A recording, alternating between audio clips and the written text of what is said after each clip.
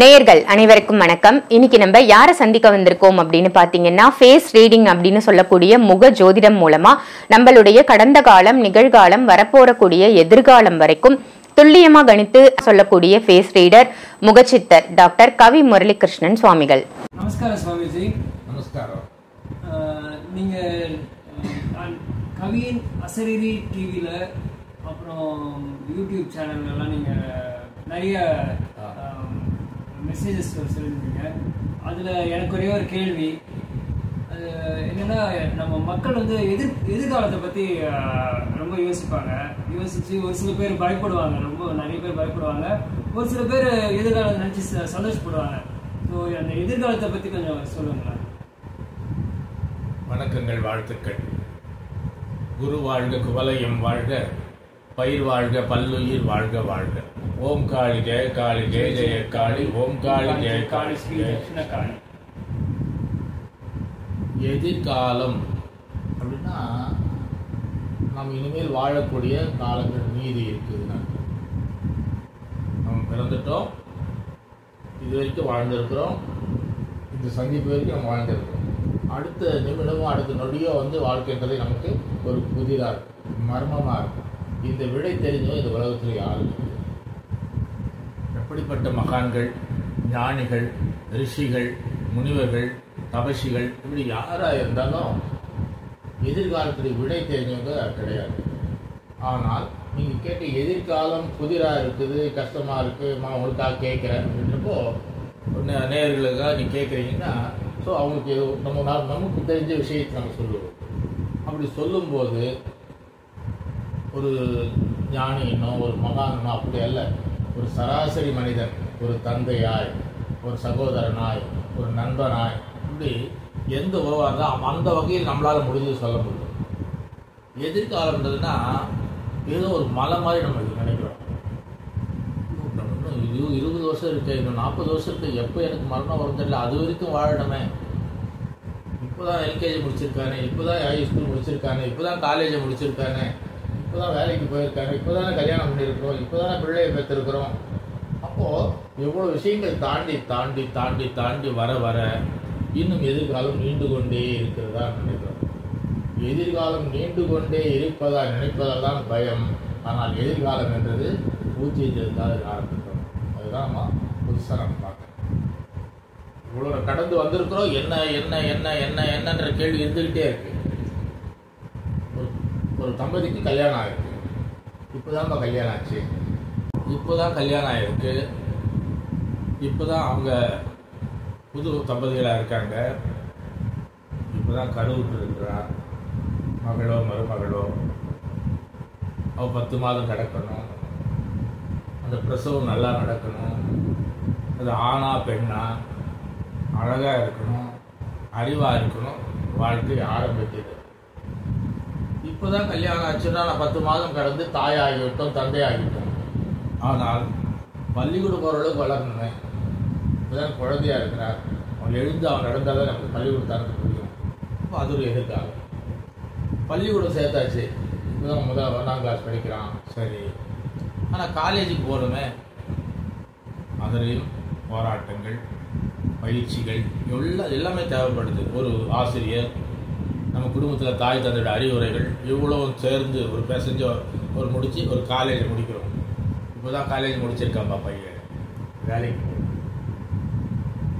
வேலையும் கிடச்சிச்சு, வேலை கிடச்சிருக்குப்பா, இன்னும் கொஞ்சம் சம்பளம் உயர்வு கிடச்சிச்சின்னா கல்யாணம் பண்ணிடுவோம். அதுக்கு ஒரு கால வரையறை, ஒரு கல்யாணம், அதுக்கப்புறம் வம்ச விருத்தி, அதுக்கப்புறம் அந்த பிள்ளைகளுக்கான உழைப்பு, வீடு, நிலம், வாகனங்கள், அதாவது என்ன தேவையோ, வாழ்க்கைக்கு எத்தனை தேவையோ, உலகத்தில் எத்தனை பேர் அனுபவிக்கிறோம் அத்தனையும் நம்மகிட்ட இருக்கணும். அதுக்காக நம்ம போராடுறோம். அது ஆசையாக பேராசையானது அப்பாற்பட்ட விஷயம். இத்தனை போராட்டமும் இன்னும் எதிர்காலம் இருந்து கொண்டே இருக்கிறது. பிறந்துட்டோம், வளர்ந்துட்டோம், படிச்சிட்டோம், கல்லூரியை முடிச்சிட்டோம், வேலைக்கு போயிட்டோம், திருமணம் ஆகிட்டு, பிள்ளையை பெற்றுட்டோம், அப்பா அம்மா ஆகிட்டோம். அவர்களுக்கான பொருளாதார நிலையை, அவர்களுக்கான வாழ்க்கை அமைத்து தரக்கூடிய வாழ்க்கை. அப்போது முடிவுன்றப்போ எதிர்காலம் ஏதோ பெருசாக இருக்குது.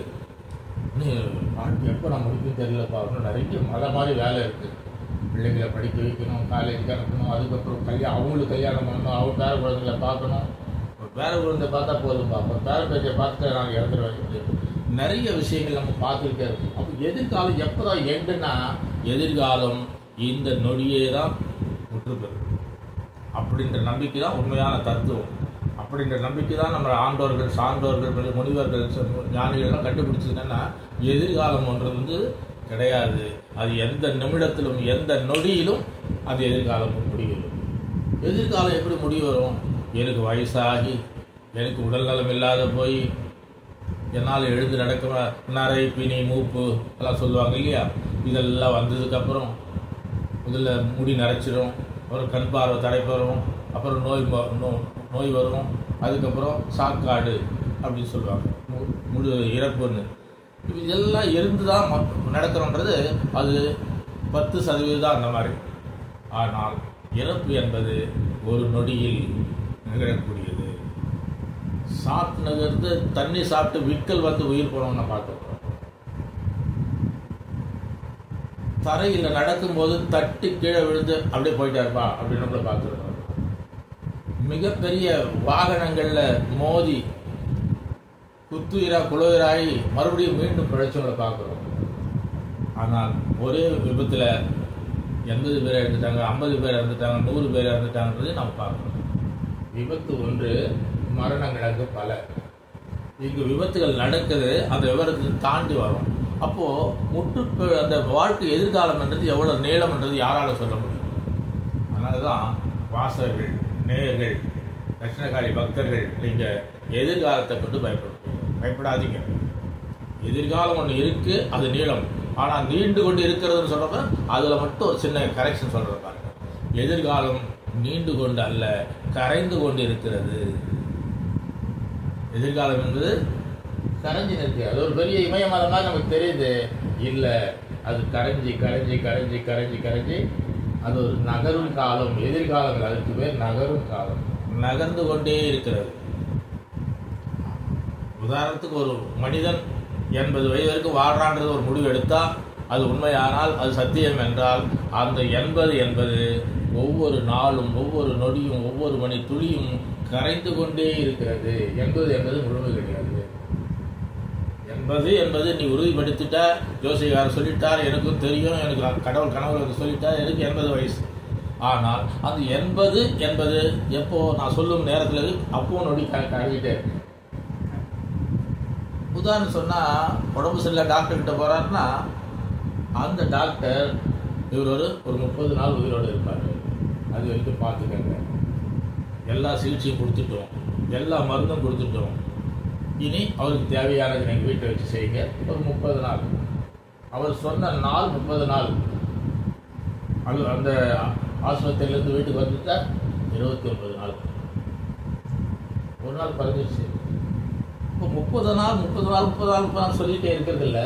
அந்த நாள் ஒவ்வொரு நாளை குறைஞ்சி 25, 23, 22, 20, 18, 17, 16, 15, 14, 0, 17 அந்த ஒரு நாள் நமக்கு கிடைச்சிடும். அதுக்கு அப்போது எதிர்காலம் எவ்வளோ பெருசுன்னு சொல்ல முடியும்? யாரால் சொல்ல முடியும் இவ்வளோ நாள் வாழ போகிறேன்னு? நோய் வந்து சாகலாம், விபத்தால் சாகலாம், விக்கல் அடித்து சாகலாம், விரலில் அடிபட்டு தடுக்கி விழுந்து சாகலாம். ஆனால் வாழ்க்கை ஒன்று இருக்கு, அந்த எதிர்காலம் இருக்குன்னா நம்பிக்கை என்ற ஒரு வாகனத்தை நம்ம ஏறிக்கணும். நம்பிக்கைன்றது ஒரு வாகனம். அந்த வாகனத்தில் ஏறினா அந்த வாழ்க்கை கரைந்து கொண்டு வருதுன்னு சொல்லியா, அந்த கரைந்து கொண்டு வர வாழ்க்கையை நாம் நம்பிக்கையோடு வேகமாக கடக்கலாம். அதை கடக்கலாம். இப்போ சும்மா இருந்தீங்கன்னா அது உன்ன கடந்து போயிடும். நீ உழைத்தால், சிந்தித்தால், அதற்கான முயற்சியில் ஈடுபட்டால் அதுதான் நம்பிக்கை என்ற வாகனம்.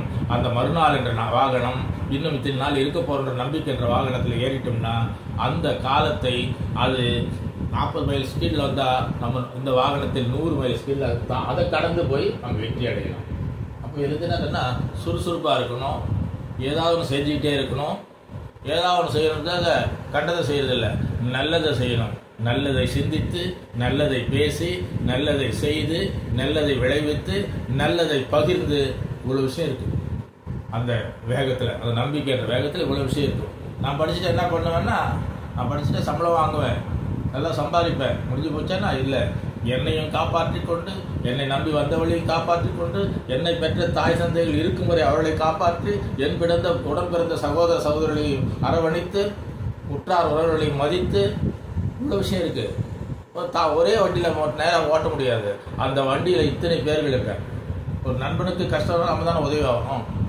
வள்ளுவர் சொன்னார்ல, இடுக்கன் களைவதான் நட்பு, உடுக்க இழந்தவன் கை போலே ஆங்கன் இடுக்கன் களைவதான் நட்பு. அப்போ நட்பு ஒருத்தருடைய நண்பனுடைய துயரத்தை தீர்க்கணும்னா என்ன வேணும்? உன்னுடைய அன்பு, உன்னுடைய அரவணைப்பு, கொடுக்கணுன்ற உதவணுன்ற மனம், அதற்கான பொருளாதாரம், இது அத்தனை இருக்குன்னா நீ உழைச்சி சம்பாதிச்சு வச்சிருக்கணும். அப்போதான் அந்த நண்பனுக்கு நீ உதவ முடியும். ஒரு சகோதரிக்கு உதவ முடியுமா வீட்டில்? அதுக்கும் நீ உழைத்து சம்பாதித்து பொருளாதாரத்தை நீ வெறுங்கையில் இருந்தால் என்னத்தை உதவுறது? அதுக்கு கிராமம் சொல்லுவாங்க, வெறுங்கையில் முளைப்படாதுன்னு. விளக்கமாக சொன்னால், வெறுங்கையில் முளம் போட்டால் நாரும் வராது, பூவும் வராது. பூ இருக்கணும், நார் இருக்கணும், அதை நம்ம அழகாக மாலையாக தொடுத்து இருக்கணும். அதை எடுத்து முளம் போட்டால் தான் பூ முளம் போட முடியும். வெறுங்கையில் முளம் போட முடியாது. அப்போது வாழ்க்கையில் நீ அதை கடந்து, அது எதிர்காலம் சொல்கிற பெரிய மலையை தொடர்த்துக்கு காலங்கள் இல்லாத நகர்ந்து போறேன்னா, நம்பிக்கை என்ற வாகனத்தில் வேகமாக செல்ல வேண்டும். அப்போ நல்லதை சுமந்து, நல்லதை பேசி, நல்லதை செய்து, நல்லங்களை பெற்று, அந்த நலங்களை மற்றவர்களுக்கு பகிர்ந்து கொடுக்குற பாருங்க, அதுதான் வாழ்க்கை. நானே அந்த கேள்வி கேட்கலான்னு சுவாமிஜி. இப்போ எதிர்காலத்தை பற்றி சொல்றாங்க, பயப்படுறாங்க, அது எப்படி கடந்து போறதுன்னு கேட்கலாம்னு நீங்க சொல்லிட்டீங்க. நல்ல விஷயம். எதிர்காலம் கடந்து போறது தான் உண்மையிலே. அதுக்கு தான் அந்த எதிர்காலத்து நம்பிக்கை என்ற வாகனம் எப்போ வரும்னா, எனக்கு தானா வராது. அதற்கு ஒரு குருமார்கள் தேவை, ஆன்மீக குருமார்கள். விவேகானந்தர் அவர் வடக்கத்தைக்காரனும், ராமகிருஷ்ண பரமஹம்சர் சார் வடக்கத்தைக்காரனும். நம்ம தாய் வீட்டில் எத்தனை பேர்? ராமகிருஷ்ண ரமணர், சேஷாத்ரி மகான், மகா பெரியவர், நிறைய பேர் இருந்திருக்காங்க. அருணகிரிநாதர், 63 நாயன்மார்கள், 12 ஆழ்வார்கள், இப்படி இத்தனை பேர்கள். இன்னைக்கும் அந்த ஆழ்வார்களும் நாயன்மார்களும் ஏதோ ஒரு வழியில் நமக்கு வாழ்ந்துகிட்டு தான் இருக்காங்க. நாம் அவங்கள புரிஞ்சிக்கிறது இல்லை, மதிக்கிறது இல்லை. அவங்க கிட்ட இருக்கிற அசட்டை நாம் வாங்க தெரிஞ்சுக்கிறது. எத்தனையோ ஞானிகள் நம்மை சுற்றி, நம்ம வீட்டை சுற்றி, நம்ம அலுவலகத்தை சுற்றி, நம்ம இருக்கின்ற ஊரை சுற்றி இருந்து கொண்டே இருக்கிறார்கள். ஞானிகள் என்பது இப்படி உத்ராட்ச மாலையை போட்டுக்கிட்டு, இதே மாதிரி வேஷ்டியை கட்டிக்கிட்டு, நாமும் பட்டியை தூக்கிக்கிட்டு அல்ல. பிறரை நினைத்து பிற உயிர்களுக்காக யாரெல்லாம் வாழறாங்களோ, எல்லாரும் நல்லா இருக்கும்னு நினைக்கிறாங்களோ. உதாரணத்துக்கு ஒன்று சொல்றேன். என்னுடைய வீட்டு கிணற்றில் தண்ணீர் வற்றி விட்டது. அப்ப நான் என்ன பண்ணணும்? வெளியிலிருந்து தண்ணீர் வெளியில வர வைக்கணும். என்னுடைய கிணற்றுக்கு தண்ணீர் வர வேண்டும் என்று பிரார்த்திக்கணும். என்னுடைய கிணற்றுக்கு தண்ணீர் வர வேண்டும். இறைவா, என்னுடைய கிணற்றில் தண்ணீர் வற்றி விட்டது, மழை வர வைக்கணும். ஆனால் என் வீட்டில் மட்டும் பெய்யணும், என் கிணத்துல மட்டும் வரணும்னா உலகத்தில் நடக்குமானா? கிடையாது. இறைவா, மழை வேண்டும், இந்த ஊருக்கு வேண்டும், இந்த உலகுக்கு வேண்டும், இந்த நாட்டுக்கு மழை பெய்ய வேண்டும். இந்த ஊருக்கு மழை பெஞ்சா என்னுடைய கிணற்றில் தண்ணீர் வந்துடும். அப்போ இதில் பொதுநலம். இப்படி பொதுநலத்தோடு வாழக்கூடிய ஒருவர், பற்றற்று எல்லாம் எனது எனது எனது இல்லைன்ற வாழ்றவங்க யாரோ அவங்க தான் மகான்கள், குருமார்கள். அப்படிப்பட்டவர்களை அடையாளம் கண்டு வாழ்ந்தால் நிச்சயமாக வெற்றி பெறலாம். நன்றி சுவாமிஜி. இன்னைக்கு நீங்க ஒரு நல்ல மெசேஜ் சொல்லியிருந்தீங்க. நம்ம நேயர்களுக்கும் எனக்கு நிறைய கேள்வி இந்த மாதிரி வந்துட்டு இருக்கோம். நான் என்னோட கேள்விக்கும் நீங்க ரெகுலரா கேள்வி கேட்டு நீங்க கொஞ்சம் பதில் சொல்லணும். நேயர்களுக்கும் ரொம்ப யூஸ்ஃபுல்லா இருக்கும். அது நம்ம நல்லது. ராஜசேகர், இந்த கேள்வி உனக்கு மட்டுமல்ல, உன்னை போன்ற இளைஞர்களுக்கு.